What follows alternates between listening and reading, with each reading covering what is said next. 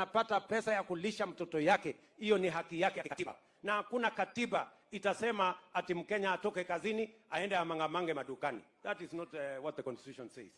Ama mnasemaje watu wa Bungoma? Saa hii mimi naenda hapa Nzoia. Niko na maneno. Hapa Nzoia nimepepa pesa milioni 300 ya kulipa wakulima. Kufika jioni leo, kila mkulima atakuwa amelipwa pesa yake. Lakini mimi niko na maswali. Si ndio? Unafikiri mimi naenda kupatiana pesa alafu niende nyumbani? Niko na maswali.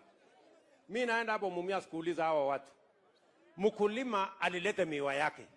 Si ndio? Sasa miwa ya mkulima ilienda na nani? Alafu mimi ndio niende nitafute pesa nikuje nimlipe. Si lazima niende nimuulize? Ama mnataka ati nicheze shere na hii watu? Haujalipa mkulima. Hata wafanyikazi haujawalipa. Sasa kama hujalipa mkulima, hujalipa mfanyikazi, miwa ya mkulima ulihama naye. Hapana, hapana. Hapo haiendelei namna hiyo. Nilisema na mimi siwezi kubahatisha na hii watu. Niliwaambia wakora na wafisadi na wezi, mambo yao ni matatu.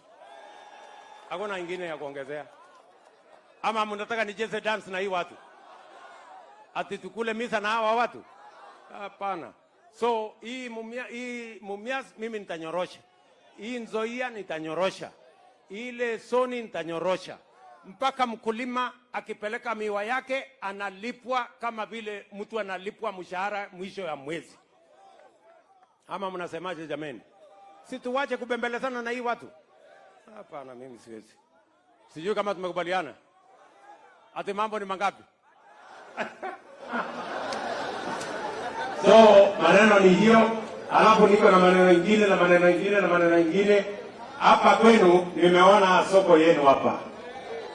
Unajua huyu mtu yangu anaitwa Hinga.